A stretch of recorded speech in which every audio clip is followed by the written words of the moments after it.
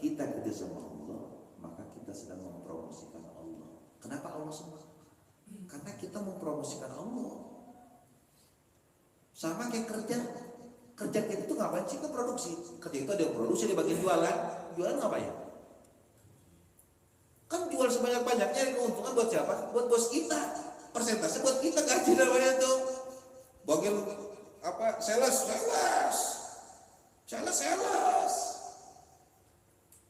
Ngiklan produk yang akan dijual. Kalau buat dunia boleh, kok kita bisa begitu? Hebat. Lah kenapa buat agama kita nggak bisa? Oh, sedih betul. Ada kesempatan kalian ini banyak mempromosikan Allah. Apalagi media promosikan Allah. Kalian download itu segala macam lagi, kalian yang ngaji itu posting sholawat, terus kalian bikin satu sholawat itu kalian itu sedang menjadi salesnya Allah, menjadi sales Rasulullah. Ketika kan kalau orang jadi sales, ketika kita menawarkan, jangankan orang beli, orang nanya aja itu udah suatu kelebihan. Karena kalau udah nanya, baru kita jawab, kita terangin. Syukur-syukur strategi yang kedua dia tertarik. Kalau udah tertarik, strategi yang ketiga, bagaimana caranya dia beli barang kita. Jadi jangan langsung dia beli dulu, nggak mungkin bisa. Strategi sales itu minimal dia tertarik aja udah cukup luar biasa. Ente kalau jadi sales udah bisa bikin orang tertarik, ente bakal dipromosiin ente. Apalagi ente bisa menarik orang untuk membeli, lu lebih promosi lagi. Ketika ente bisa menjual dan bahkan banyak, jangankan promosi, bonus diberikan oleh perusahaan kepada kalian. Apalagi kita promosiin Allah, bikin tertarik orang dengan dakwah-dakwah kita. Cuman setan, ingat loh, cuman setan yang gak suka dengan dakwah Rasulullah, dengan dakwah agama. Bukan orang gak ada yang pernah benci. Seperti anak kecil, tidak ada yang menangis ketika kita pukul hadroh, kita baca mahal kiam segitu kencengnya, gak ada satupun. Karena dalam keadaan suci. Kalau ada orang-orang yang tidak suka ini, karena bahasa terlalu banyak dosa. Nah, kita di sini promosiin bagaimana dakwah Rasulullah, bagaimana Allah senantiasa cintanya kepada kita. Begitu banyak dosa yang kita lakukan, tapi masih ada kesempatan kita untuk bertobat, maka kita bertobat. Ajak orang bertobat. Kalau kita canggih dalam dunia periklan segala macam, kita iklankan Rasulullah, iklankan Allah. Ini alat kita, nih handphone kita gunakan untuk Allah. Selain kita gunakan komunikasi kita kepada sesama manusia hanya untuk kepentingan dunia dan kerjaan kita, maka harus kita pentingkan untuk kepentingan Allah. Bandingkan oleh kalian, kalau sekarang 10 tahun kita ngabdi kepada manusia, kita begini-begini aja, bandingkan 10 tahun kita ngabdi sama Allah, bagaimana rasanya? Kita itu harus jadi orang yang realistis. Kalau orang realistis harus adil. Bandingkan yang satu dengan yang satunya secara adil, betul kan? Itu ciri orang-orang sukses itu begitu. Sekarang kemarin kalian ke sekolah berapa tahun? Hah? Ayo. 12 tahun, yang SMP paling berarti 9 tahun. Berarti ente lihat, ente 9 tahun masih begini-begini. Coba salah ente ngomong 9 tahun jadi apa ente? Harus adil. Kalian baca buku sekolah 9 tahun begini-begini aja. Coba ente baca Quran 9 tahun jadi apa, coba ente mau tahu.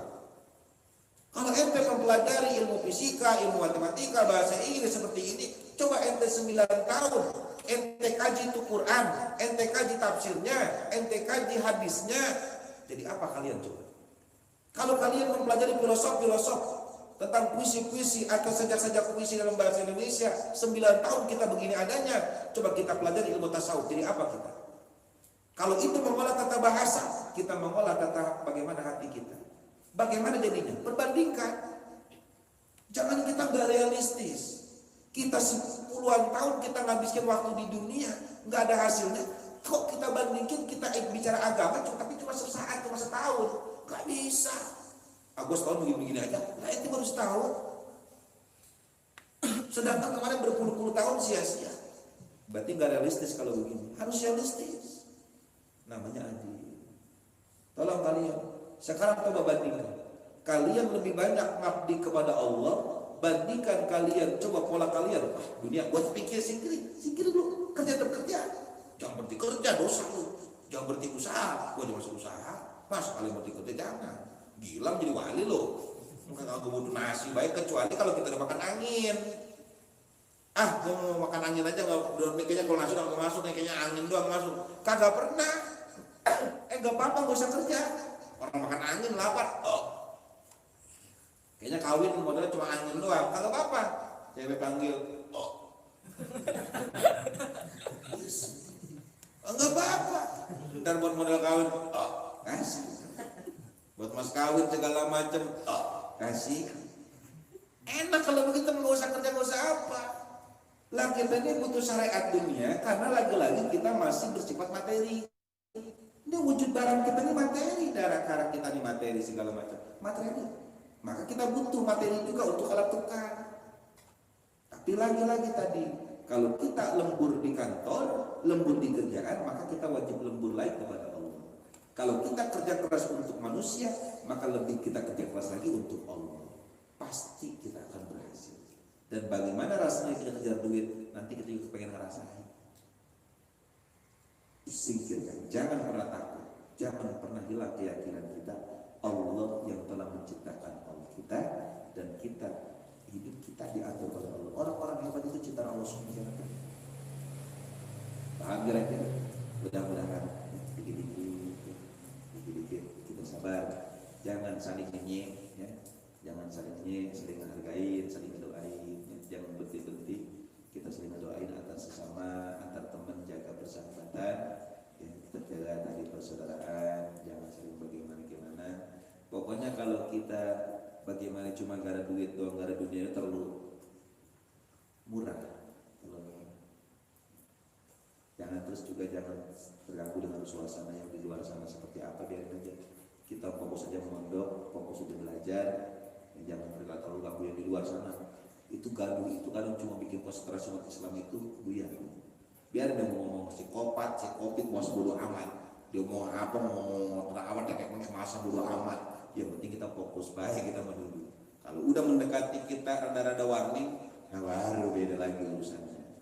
Untuk sementara ini, fokuskan kalian untuk belajar, perbanyak sholawat, perbanyak wirid, jangan pernah tinggalkan ratib, terus baca pelan-pelan itu Qur'annya, dikit-dikit, seayat demi seayat, ya, seayat demi seayat, terus seayat demi seayat, bikin kalian cinta dulu. Hadis-hadis baca-baca lagi, sejarah-sejarah Nabi buat motivasi kalian baca, sejarah-sejarah para wali baca pelan-pelan lagi. Insya Allah itu akan menumbuhkan keyakinan kita dan menumbuhkan sikap dewasa di dalam hati. Insya Allah, mudah-mudahan Allah menjadikan kita orang-orang yang beruntung dunia wal akhirah. Amin ya rabbal alamin.